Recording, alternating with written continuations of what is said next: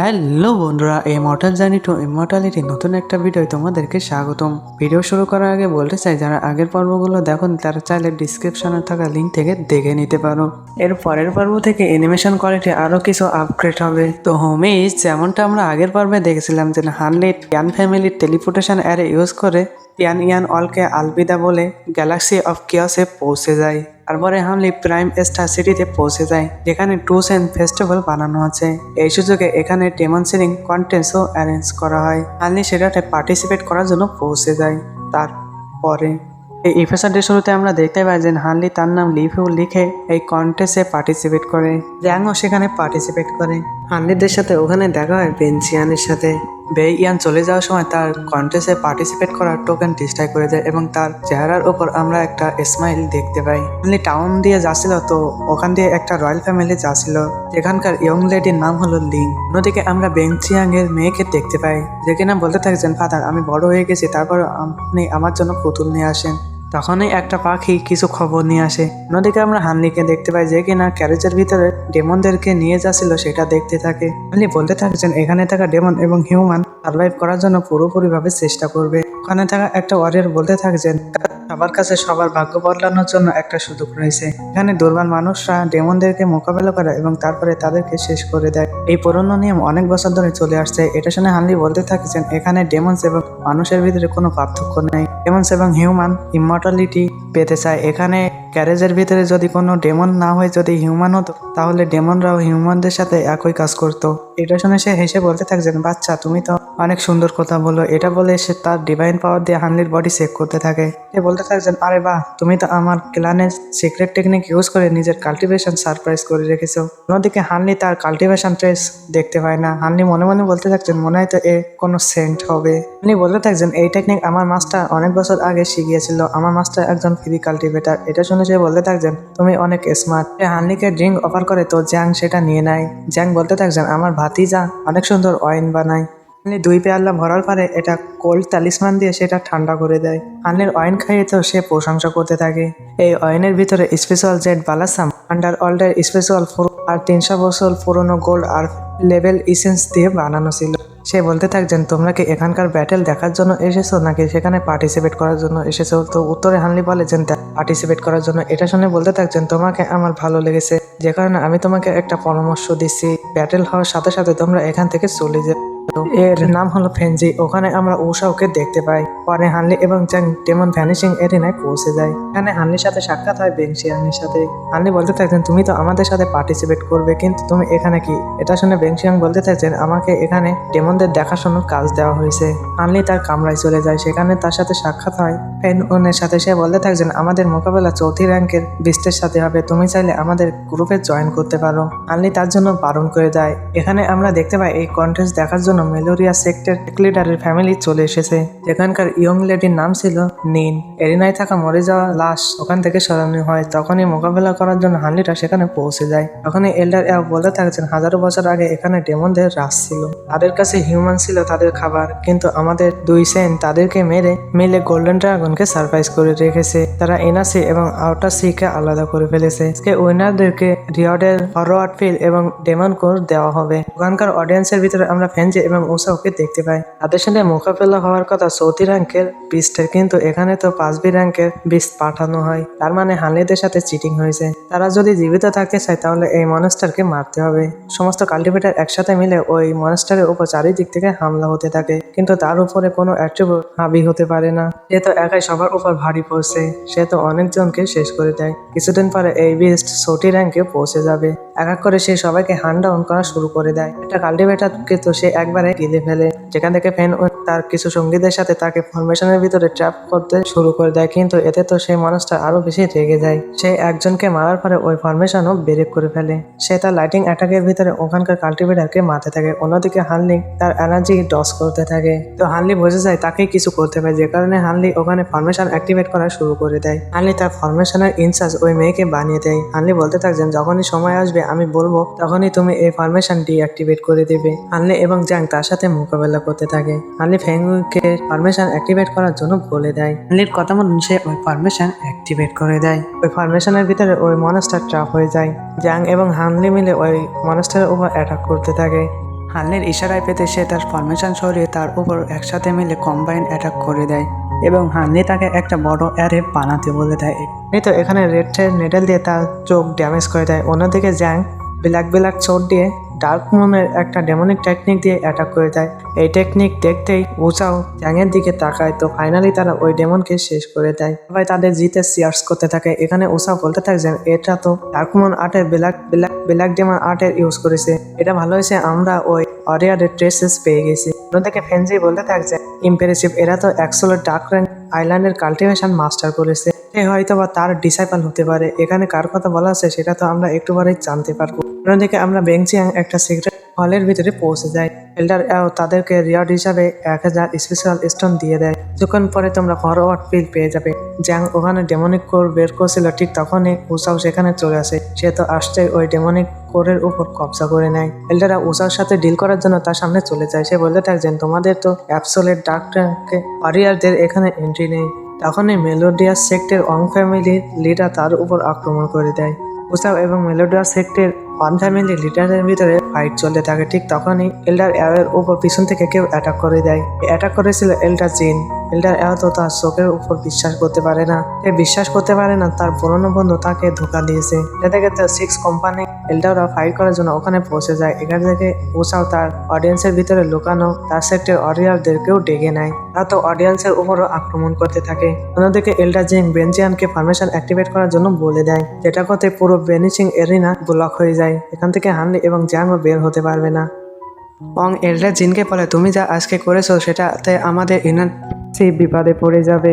এটা শুনে জিন বলতে থাকছেন আমি তো এমনিতেও মরবো, কিন্তু তার আগে আমি আমার ইমমর্টালিটি হাসিল করতে চাই। তারা দুইজনে মিলে অং এর উপর অ্যাটাক করে তাকে নিচে ফেলে দেয়। সে তার মেয়ে জিংকে বলে যে তুমি তোমার ব্যাসলাইট ইউজ করে এখান থেকে পালিয়ে যাও, কিন্তু সে তো যেতে চায় না। তারপরে সে তার প্যারেন্টসের কথা মেনে নেয়। নিং ওখান থেকে যেতে ইয়াং এবং অং হাজব্যান্ড ওয়াইফ মারামারি করার জন্য প্রস্তুত হয়ে যায়, কিন্তু তখনই ফেনজি তার এনার্জি দিয়ে তাদেরকে আবারও দূরে ফেলে দেয়। ফেনজি একজন শেফটিং ডেমনিক বিস্ট যে কিনা হিউম্যান ফর্মে আছে। সে এই জন্য উসাওয়ের সঙ্গ দিয়েছে যাতে সে তার ডেমনিক রেসকে ইনাসি এবং আউটার সির সাথে কানেক্ট করতে পারে। ফেনজি তার পাওয়ার অ্যাক্টিভেট করে দিয়ে ঠান্ডা রককে আবেদন করে দেয়। তোমাকে হাজারো বছর ধরে এখানে বন্দি করে রাখা হয়েছে, আজকে তুমি মুক্ত। অন্যদিকে আমরা হানলিদেরকে দেখতে পাই, তারা পালাছিল। ঠিক তখনই হানলির কোলে নিং এসে পড়ে যায়। হানলি মনে মনে বলতে থাকছেন এখানেও তো শান্তি নেই। ততক্ষণে উসাওয়ের চামচা তাদের উপর আক্রমণ করা শুরু করে দেয়। জ্যাং তাদেরকে থামানোর জন্য চেষ্টা করতে থাকে। অন্যদিকে হানলি পথ খোঁজার জন্য এক্সপ্লোর করতে থাকে। এর ভিতরে জ্যাং ডার্ক মুন আর্টের ইউজ করে, যেটা কিনা তাদের এই সেক্টটাকে বিলং করে ও এদের সেক্টের নাম অ্যাবসোলিউট ডার্ক র্যাঙ্ক। জ্যাং তো তাদেরকে ছাতু বানিয়ে দেয়। অন্যদিকে হানলিরা তারা একটা দরজার কাছে এসে থেমে যায়। এখানে নিং বলতে থাকছেন যখন ট্রু সেন্ট ডেমন রেসকে হারিয়ে যখন প্রাইম স্টার থেকে আলাদা করেছিল তখন এটা সেট আপ করা হয়েছে, হয়তোবা এটা তার ক্যালকুলেশন রিপ্রেজেন্ট করে। জিং সেই দরজা খুলে দেয়। অন্যদিকে হানলিদের পিছন পিছন কিছু ডেমনিক কাল্টিভেটাররা এসে যায়। তারা হাজারো চেষ্টা করে ওই দরজা ব্রেক করতে পারে না। অন্যদিকে আমরা বেংচিয়াংকে দেখতে পাই যে কিনা হানলিদের দেখে কিছুটা শক্ট হয়ে যায়। সে হানলিদেরকে বলে যে এই জায়গা হলো প্রাইম স্টার আইল্যান্ডের হৃদয়, এখান থেকে পুরো এলাকায় থাকা ফরমেশনকে হ্যান্ডেল করা হয়। এটা একটা ব্যারিয়ার যেখানে কিনা ইনার সি এবং আউটার সি থেকে আলাদা করা হয়েছে। মানুষরা বলে যে ইনার সিতে ভালো মানুষরা থাকে, কিন্তু এটা তো সব থেকে বড় মিথ্যে কথা। এখানে আমরা তার কাহিনী জানতে পারি, যেখানে কিনা 10 বছর আগে তার স্ত্রী এই কন্টেস্টে পার্টিসিপেট করেছিল, কিন্তু তাদের অপোনেন্ট ছিল বাজবে র্যাঙ্কের ডেমনিক বিস্ট। কিছুক্ষণের ভিতরে সমস্ত কাল্টিভেটাররা মারা যায়। তার স্ত্রী সেখানে ব্রুটালভাবে মারা যায়, কিন্তু তাদের মৃত্যুতে সমস্ত অডিয়েন্স চিয়ার্স করছিল। স্টার প্যালেসের মানুষরা তো মন খুলে মজা নিয়েছে, এমনকি কেউ তাদেরকে সাহায্য করেনি। ডেমন সেরিমনির নামে টুসেন্ট সেরিমনির নামে সমস্ত কাল্টিভেটারদেরকে এখানে মারা হয়। পরবর্তীতে আমরা জানতে পারি যে ওই কাল্টিভেটারদের মোকাবেলা 3rd র্যাঙ্কিং এর বিস্টের সাথে হওয়ার কথা ছিল। তারা এই কন্টেস্ট ইন্টারেস্টিং এ বানানোর জন্য তারা 3rd র্যাঙ্কিং এর বিস্টের বদলে 5B র্যাঙ্কের 5 হেভেন র্যাঙ্কিং এর বিস্টেরকে ছেড়ে দেয়। এই ব্যাটেল বোরিং না হয় যদি ইন্টারেস্টিং হয় তাহলে মজা চলে আসবে, যে কারণে তারা এই চিটিং করে। ওই কাল্টিভেটারদের মতো আমার ওয়াইফ ছিল, যে কিনা এই চালবাজের কারণে আমার ওয়াইফ সেখানে মারা যায়। এটা শুনে হানলি বলতে থাকছে আমি তোমার দুঃখ বুঝতে পারছি, কিন্তু তুমি যাই অ্যাবসোলিউট ডার্ক র্যাঙ্কের সঙ্গ দিয়েছো তারাও খারাপ মানুষ, তারাও ভালো মানুষ নয়। এটা শুনে বেনচিয়ান বলতে থাকছেন আমি আমার ওয়াইফের বদলা নিতে চাই না, আমার ইচ্ছা এইটুকুই যে আমি এই সেরিমনি বন্ধ করতে চাই। বেনচিয়ান হানলিদেরকে একটা টেলিপোর্টেশন এরে দেয়, যেটা কিনা এই আইল্যান্ড থেকে তাদেরকে দূরে নিয়ে যাবে। হানলি বেনচিয়ানকেও তাদের সাথে আসতে পারে। তো বেনচিয়ান বলতে থাকছেন এখানে একটা ডেমন কিংকে বন্দি করে রাখা হয়েছে, তার সাহায্যে এখানে থাকা ব্যারিয়ার ব্রেক করবে। যে কারণে আমি চাই তোমরা এখান থেকে চলে যাও। তো হানলিরা এই অ্যারে ইউজ করে ওখান থেকে টেলিপোর্ট হয়ে যায়। বেনের মেয়েকেও এখান থেকে দূরে যাওয়ার জন্য বলে দিয়েছিল। হঠাৎ করে আমরা দেখতে পাই যে ওখানে সবকিছু ধ্বংসযজ্ঞ হতে শুরু করে দেয়, যেখানে বেনচিয়ান মিউজিক প্লে করতে মারা যায়। অন্যদিকে হানলিরা টেলিপোর্ট হয়ে যায়। এবার আমরা দেখতে পাই ডেমন ভ্যানিশিং এরিনা ব্রেক হয়ে ওখান থেকে লাইটিং ফ্লোর রিলিজ হতে থাকে। নিচের ফ্লোরের ভিতর থেকে আমরা একটা ডেমন কিংকে দেখতে পাই, যার নাম কিনা থান্ডার র। সে তো ফিলাই করতে পুরো টাউনটাই ধ্বংসযজ্ঞ চালাতে থাকে। নিন হানলিকে বলে যে এটা ইতিহাসে সর্বোচ্চ শক্তিশালী ডেমন কিং। আমরা শুনেছিলাম যে ট্রুসেন এদেরকে মেরে দিয়েছিল, কিন্তু আমরা জানতে পারছি যে একে তো এই এল্টারের ভিতরে বন্দি করে রাখা হয়েছিল। তখন তারা একটা নেশনসোলের স্টেজের এল্টারের আওয়াজ শুনতে পায়। তুমি ইনার এবং আউটার সের পেরিয়ার ব্রেক করে ফেলেছো, এতে তো তোমার গুণা অনেক বেশি বেড়ে গেছে। তুমি আজকে এখান থেকে জীবিত যেতে পারবে না। আপনি বলতে থাকছেন এটা হয়তো বা 6 কোম্পানির এল্ডারের আওয়াজ হবে। কোম্পানি এল্ডারের ভিতরে ঝগড়া লাগানো, ফরমেশন ডিস্ট্রয় করা, তারপরে সমস্ত ভয়ানক বেস্টগুলোকে এই আইল্যান্ডে এন্ট্রি দেওয়া। বলতে হবে যে অ্যাবসোলিউট ডার্কনাইট এক তীরে 3 শিকার করেছে।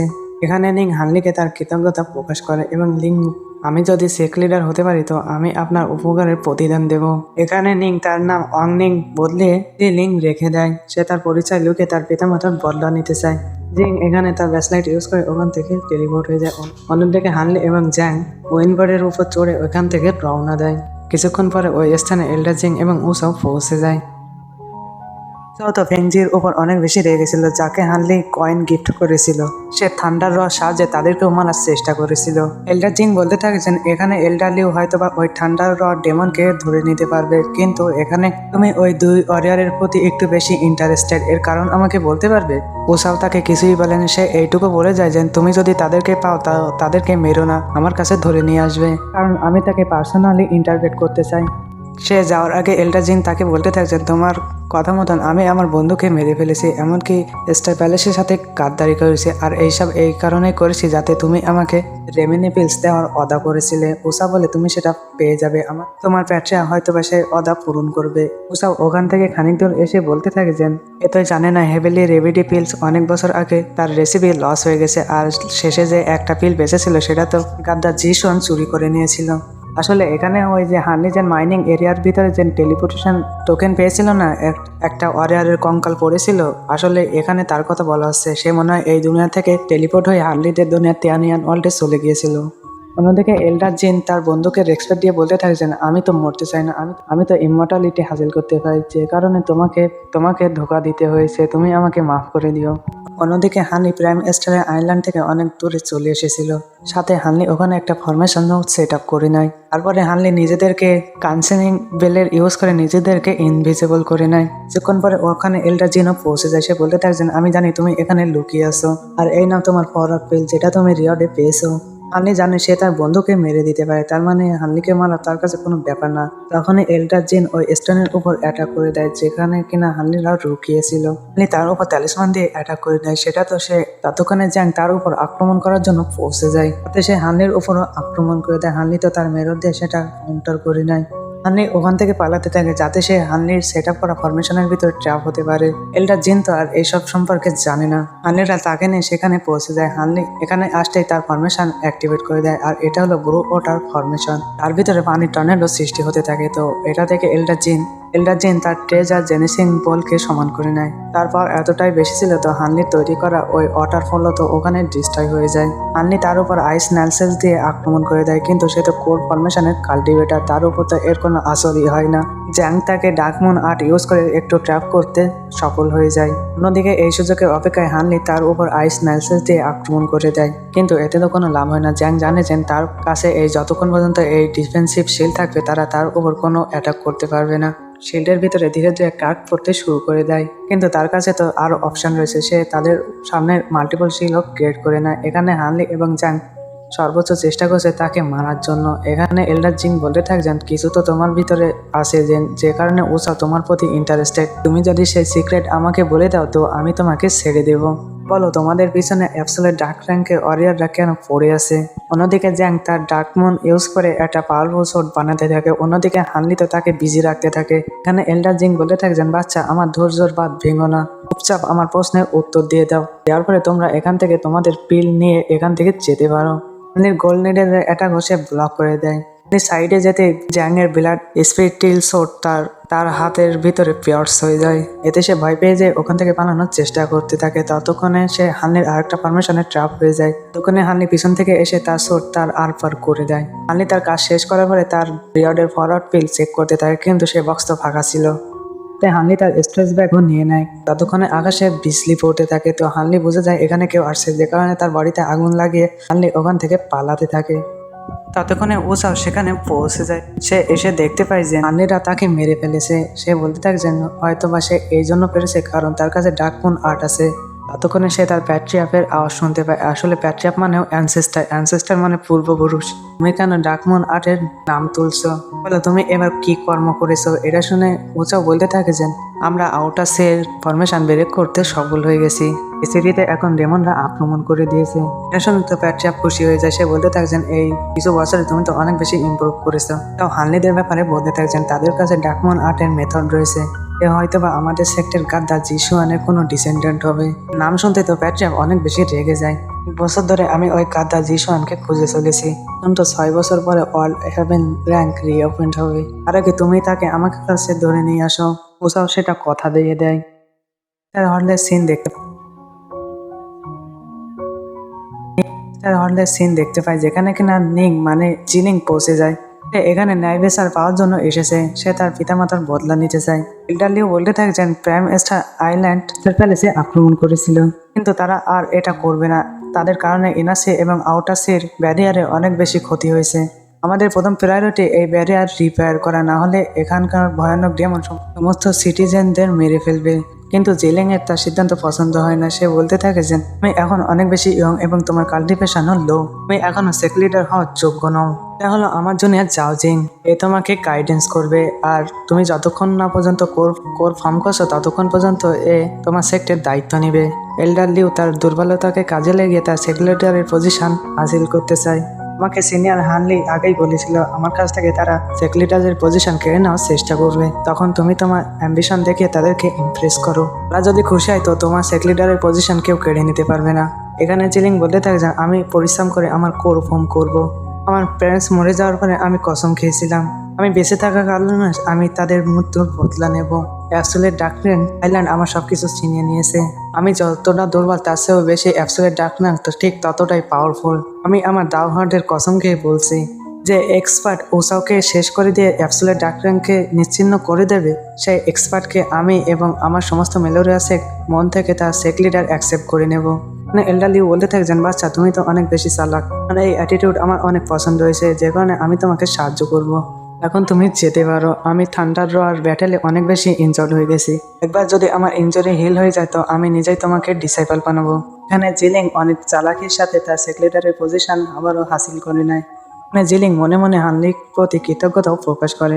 এরপরে আমাদের 1 মাস পরের সিন দেখানো হয়, যেখানে কিনা হানলি এখনো উসাও থেকে পালাতে এখানে ওখানে এক্সপ্লোর করে বেড়াচ্ছে। তারপরে হানলি এল্ডার জিং এর থেকে হাসিল করা সেই স্ট্রেস ব্যাগ চেক করতে থাকে। তার ভিতরে হানলি ব্ল্যাক হেভেন স্পার জেনেসিস বল টপ গ্রেডের এলিক্সার বোতল পেয়ে যায়। তো এইসব দেখে অনেক বেশি খুশি হয়ে যায়। কারণে হানলি বলতে থাকছেন আমার ওই সমস্ত কাল্টিভেটারদেরকে পছন্দ হয় যারা কিনা সবসময় তাদের ট্রেজার সাথে নিয়ে যায়। ওই বোতলের ভিতরে 5 ফরওয়ার্ড পিল পেয়ে যায়। এটা দেখে তো হানলি অনেক বেশি খুশি হয়ে যায়। হানলির মাথায় এখন একটা প্রশ্ন ঘুরপাক খাচ্ছে যে অ্যাবসোলিউট ডার্কনেস আইল্যান্ড তার পিছনে কেন পড়ে আছে।